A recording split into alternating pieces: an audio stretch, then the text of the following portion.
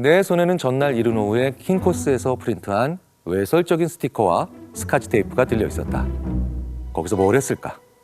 나는 광고판을, 그것도 내가 디자인하고 사용료를 지불한 광고판을 훼손하고 있었다. 일을 끝낸 뒤 우리는 주위를 돌며 그 광경을 우연히 목격한 것처럼 차창을 통해 사진을 찍었다.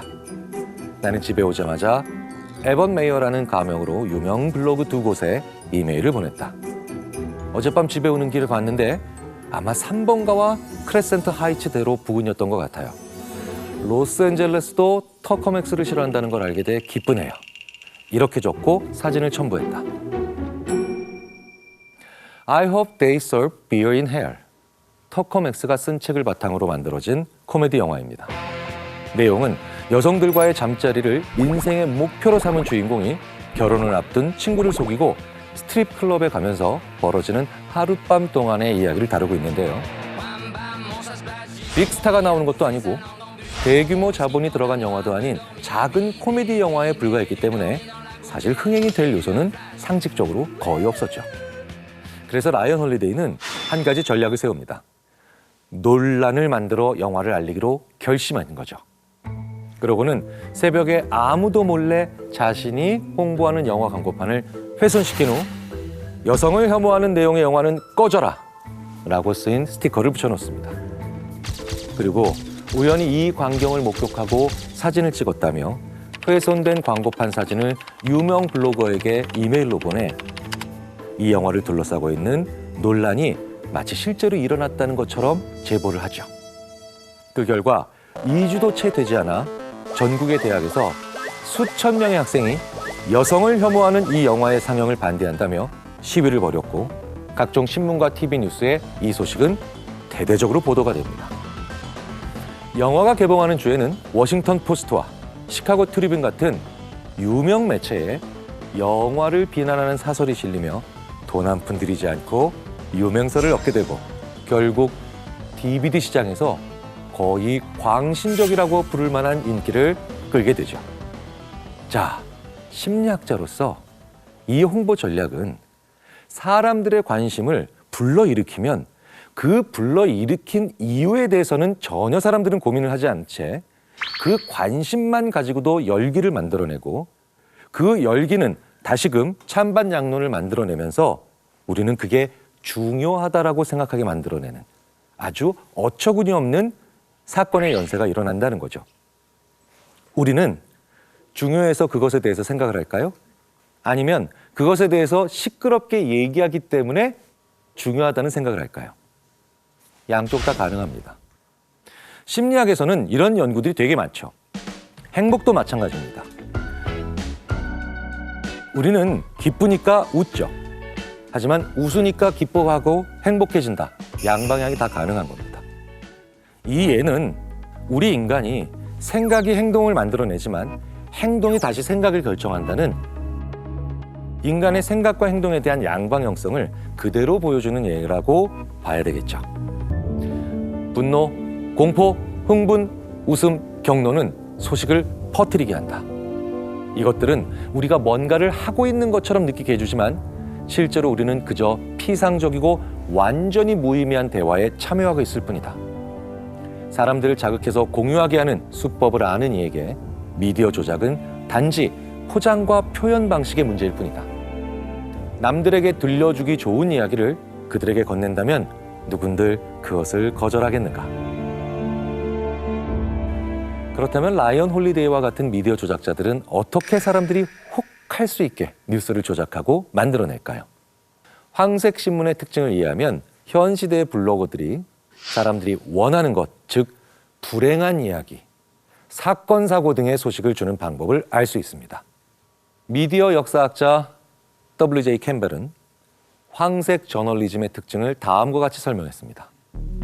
궁극적으로 중요하지 않은 뉴스에 대해 수선 떠는 눈에 잘 띄는 제목, 대체로 관련성이 거의 없는 사진의 과도한 사용, 사칭꾼, 사기꾼, 가짜 인터뷰, 컬러 만화와 크고 두꺼운 일요일보로, 약자의 대의 명분에 대한 과시적인 지지, 익명의 취재원 사용, 상류 사회와 사건에 대한 두드러진 보도.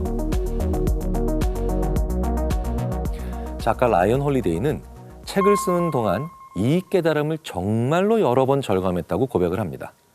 100년 전에 쓰인 미디어 비평에서 단어 몇 글자만 바꾸면 블로그가 어떻게 작동하는지 정확히 기술할 수 있다고 느꼈기 때문이죠. 그리고 우리가 19세기와 똑같이 가짜 헤드라인에 속고 있다며 그 방법을 폭로합니다. 헤드라인에서 물음표를 제거하면 대개는 거짓말이 된다.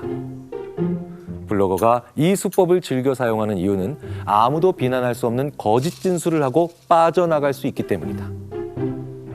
독자는 클릭한 뒤 곧바로 헤드라인의 질문에 대한 답이 명백히 아니, 물론 아니다라는 것을 알게 된다. 하지만 질문 형태로 제시했으므로 블로거가 잘못한 것은 아니다. 그저 질문했을 뿐이다. 글렌 백이 1990년에 어린 소녀를 강간하고 살해했는가?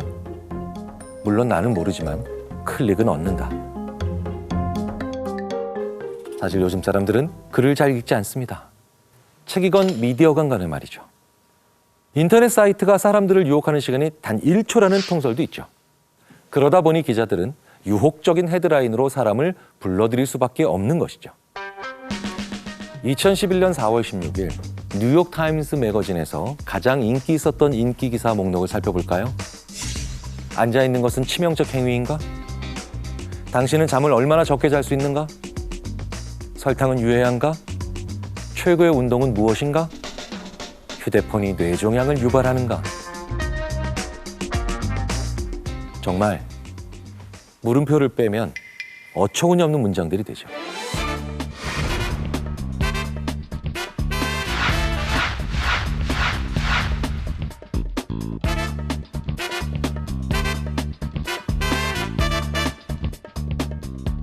우리는 뉴스에서 이런 의문형 헤드라인들을 그런데 굉장히 흔하게 접할 수 있습니다. 블로거는 독자로 하여금 미묘하고 공정하게 기사를 읽게 하려고 헤드라인으로 장난 좀 친 것뿐이라고 할지 모릅니다. 하지만 그건 새빨간 거짓말이죠. 왜냐하면 기사 본문을 실제로 읽어보면 헤드라인이 제시하는 것보다 더 구체적인 건 거의 없을 때가 훨씬 많거든요. 그럼 미디어를 소비하는 우리는 어떻게 하면 미디어 조작에 속지 않을 수 있을까요? 사람들은 어느 날 정보가 실제로 어떻게 순환하는지를 이해하지 못한다. 그들은 자신의 전반적인 세계관이 온라인에서 뉴스가 생성되는 방식에 얼마나 많이 영향을 받는지 모른다. 블로그에서 나온 얘기는 대화와 입소문을 통해 퍼진다. 한마디로 블로그는 대중매체 기자나 가장 수다스러운 친구가 뉴스를 찾아내고 빌려오는 매체다. 이 비밀스러운 순환은 우리 문화의 기준이 되는 밈, 유명 인사가 되는 신의 스타, 우리의 구루가 되는 사상가, 우리의 뉴스가 되는 뉴스를 낳는다. 이 책은 주로 블로그를 다루고 있지만 이제는 유튜브가 더 대세인 시대죠. 유튜브에서 본 재미있거나 자극적인 동영상은 링크를 통해 순식간에 온 세상으로 전파됩니다. 하지만 우리가 보고 있는 블로그나 유튜브 내용들이 얼마나 검증이 안 된 것들이 많은가에 대해서 우리가 진지하게 한번 생각을 해봐야 되죠. 모든 블로그에는 나름의 편집 정책이 있겠지만 정보의 출처를 독자에게 공개하는 곳은 거의 없기 때문에 기사의 내용을 신뢰하는 것이 점점 더 어려워지고 있습니다. 이곳이 전통 있고 권위 있는 미디어를 출처로 하고 있는 컨텐츠라고 해도 예외가 될 수 없죠. 몇 년 전 젊은 아일랜드 학생이 작곡가 모리스 자르가 사망한 직후 그의 위키피디아 페이지에 가짜 인용문을 게시했다. 어느 시점이 되자 기자와 블로거가 인용문을 보고 그것을 기사에 사용했다. 마침내 인용문은 평판이 좋은 유명신문 가디언에 실렸다. 그렇게 인용문은 사슬을 타고 올라갔고 올라갈수록 기원은 모호해졌으며 반복될수록 더 진짜처럼 느껴졌다. 사실 이 스턴트는 그 학생이 자기 소행이라는 것을 자인한 뒤에야 발견됐다. 만일 제가 밝히지 않았다면 인용문은 제가 만들어낸 것이 아니라 모리스 자르가 한 말로 역사에 남았을 것이라고 100% 확신합니다. 이 학생이 가짜로 위키피디아에 제시한 인용문은 다음과 같습니다. 내가 죽으면 내 머릿속에서는 오직 나만이 들을 수 있는 마지막 왈츠가 연주될 것이다. 부고문에 쓰이면 딱 좋을 법한 인용문이죠. 이 가짜 인용문은 작곡가 모리스 자르에 대해 말하고자 하는 바를 너무나 완벽히 표현했기 때문에 권위 있는 신문 가디언에 실렸고 이로써 많은 링크의 출처가 되었을 겁니다. 하지만 이 부고 기사에는 문제점이 있습니다. 그 누구도 모리스 자르가 이 말을 했는지 직접 확인하지 않고 기사를 썼던 겁니다. 이는 어떤 것이 미디어에서 이의 제기 없이 충분히 게재되기만 하면 그냥 그 사실 자체로 사실이 된다는 것을 보여주는 사례라고 할 수 있습니다. 미디어 조작자들이 매번 거짓말과 가짜로만 사람을 유혹할까요? 사실 미디어 조작자들 중에는 아예 진실만을 얘기하지도 않고 아예 거짓말을 이야기하지도 않은 채 그 중간 지점에서 아슬아슬하게 줄타기를 하는 사람들이 대부분입니다. 미디어 조작자들은 조금만 더 얘기하면 이건 거짓이라는 걸 본인들 스스로도 잘 압니다. 조금만 더 가면 거짓말이라는 걸 알기 때문에 딱 그 직전까지만 가는 사람들이죠. 지금까지 우리는 이기적인 사람의 반대가 정직한 사람이라고 생각해 왔는데 문제는 정직함과 이기심이 정반대 방향으로만 가는 게 아니라는 거예요. 이 정직함과 이기심이 결탁할 수도 있는 경우가 얼마든지 있습니다. 시카고 대학의 이타성 연구자인 엠마 레바인 교수가 재미있는 연구를 발표한 적이 있죠. 자신과 자신의 파트너 각각에게 주어질 보상을 직접 결정하는 게임을 합니다. 첫 번째 실험에서는요, 참가자들에게 3가지 옵션이 주어집니다. 기본 옵션에서는요, 각 플레이어가 균등하게 25센트를 받습니다. 이기적 옵션은 참가자가 55센트를 받고 파트너는 5센트만을 받는 거죠. 그리고 이타적 옵션도 주어집니다. 상대방인 파트너가 55센트를 받고 자기는 5센트만을 받는 겁니다.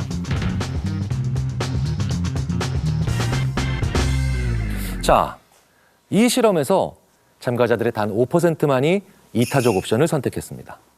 그리고 나머지는 거의 비슷한 비율인 45, 45%의 비율로 기본 옵션과 이기적 옵션을 선택했죠.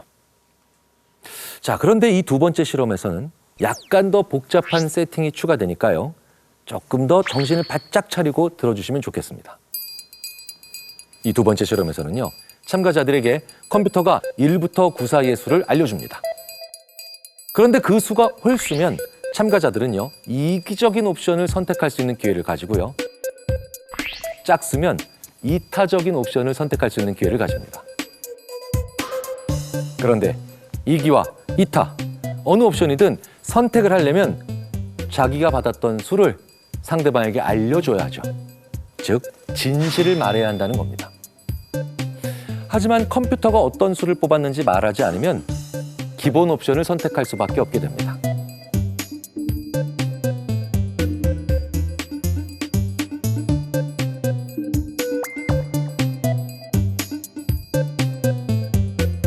물론 컴퓨터가 선택한 수를 정직하게 이야기하지 않고 거짓말로 파트너에게 이야기해서 이익을 취할 수도 있겠죠.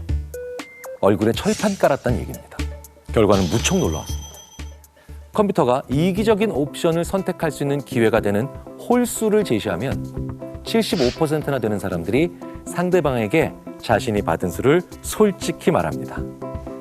그리고 그 결과는 자기가 더 큰 이익을 취하는 거죠. 어쨌든 정직해진 겁니다. 하지만 이타적인 옵션을 선택해야 되는 짝수가 나왔을 때는요. 단 18%만이 진실을 얘기해서 상대방이 더 많은 금액을 받게 했고요. 심지어는 자기가 받은 게 짝수가 아니라고 거짓말을 한 사람이 무려 39%나 됐습니다. 43%의 사람들은 아무 말도 하지 않고 기본 옵션을 선택했고요. 자, 이 얘기는 무슨 얘기일까요? 자기에게 유리한 결과가 예상될 때와 그 반대일 때 사람들의 정직한 정도는 극명하게 갈린다는 겁니다. 게다가 사람들은 더 많은 돈을 버는 것을 정당화하기 위해 진실을 말할 기회를 매우 적극적으로 사용했다는 결론이 가능하죠. 왜냐고요? 정직할 수 있는 기회 자체가 없는 첫 번째 실험에서는 이기적 옵션을 선택한 사람이 45%에 불과했잖아요. 그런데 두 번째 실험에서 자신의 이익을 위해 정직할 수 있는 기회가 주어지니까 그 비율은 무려 75%로 급상승한 겁니다. 여기서 얘기하는 것이 이기심이라는 건 선택적인 정직함일 수도 있다는 겁니다. 우리가 사는 세상에서는 가장 민감한 정보조차도 조사 없이 전달되고 진위 여부에 대한 최종 판단이 그것을 보도한 미디어나 그것을 퍼뜨린 개인이 아니라 독자에게 맡겨진다. 소셜미디어에는 편집자가 없다. 확인을 기다릴 필요가 없다. 사람들은 트윗이나 리트윗을 할 때 사실을 확인하지 않을 뿐더러 자기가 거짓말을 퍼뜨리지는 않을까 염려하지도 않는다.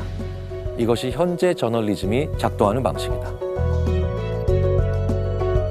인터넷 미디어들은 인쇄 매체에 비해서 엄청난 속도 경쟁에 시달리고 있습니다. 그리고 그들은 이기기 위해 일단 씁니다. 그 내용이 진짜냐 가짜냐에는 그렇게 큰 관심을 가지고 있지 않는 것처럼 보입니다. 왜냐하면 인터넷 페이지의 특성상 언제든 새로 고침을 할 수 있기 때문이죠. 쉽게 정정할 수 있다고 생각하기 때문이라는 겁니다. 그렇다면 미디어 조작자들은 죄책감이 없을까요? 저자인 라이언 홀리데이는 서문에서 이 책을 쓴 이유가 사과하기 위해서가 아니라 경고하기 위해서라고 분명히 말합니다. 왜냐하면 저자인 자신만 그러는 것이 아니기 때문이죠. 나는 이 바닥을 잘 안다. 어떤 사람들은 내가 이 책에서도 거짓말을 한다고 주장하지만 내 대답은 언제나 같다. 대체 내가 왜? 내가 이 책의 초판 원고를 쓴 것은 상황이 돌아가는 꼴에 진심으로 넌더리가 났기 때문이다. 어떤 직업이나 활동이 윤리적인가를 알아보려면 더 많은 사람이 나처럼 행동한다면 세상이 어떻게 될까 하고 물으면 된다. 내 대답은 훨씬 더 나빠진다 였다. 그렇다면 우리가 한번 생각을 해봐야 돼요. 도대체 미디어 보도란 무엇일까요? 어디서부터 어디까지 한 사람이 해야 하는 것일까요? 더 정확하게는 어디서부터 어디까지 그 일의 과정을 한 사람이 다 얘기할 수 있어야만 그걸 믿을 수 있는 걸까요? 그것에 맞춘 정의가 필요하다는 겁니다.